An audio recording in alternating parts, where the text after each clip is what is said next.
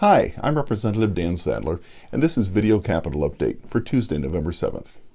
While we're still in Juneau for Governor Walker's fourth special session, 189 days of part-time legislating and counting, but I am glad to report that the House has finished a big chunk of work on criminal justice reform. Last night, the House passed Senate Bill 54, which fixes some of the worst elements of SB 91, which is the 2015 Big Crime Reform Bill. I felt that SB 91 put the cart before the horse. It eased up on sentences first before putting the extra pretrial supervision and addiction treatment services into place you need if you're going to avoid the high cost of jail by diverting prisoners from jail. SB 91 did not make our citizens feel safer.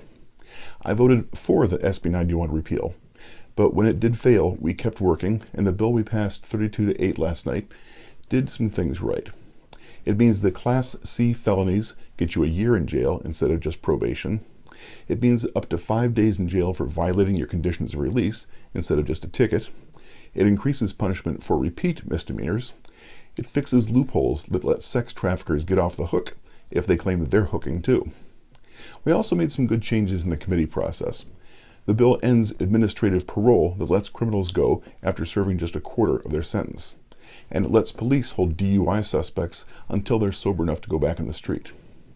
And over 3 days and long nights in the House floor, we passed a handful of 40 amendments proposed.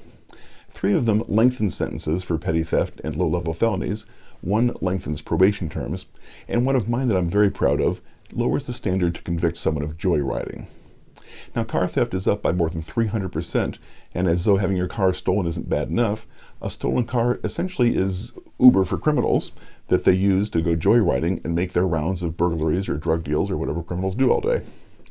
My amendment changes the standard for arresting someone for joyriding from having to prove they knew the car was stolen to just showing that the person missed significant red flags that any reasonable person would have noticed that the car might be stolen. It's the same standard the Anchorage Assembly adopted in a unanimous vote about 5-6 weeks ago, and it's already helping encourage joyriders to cooperate with investigators so that police can prosecute the bigger fish in the car theft rings.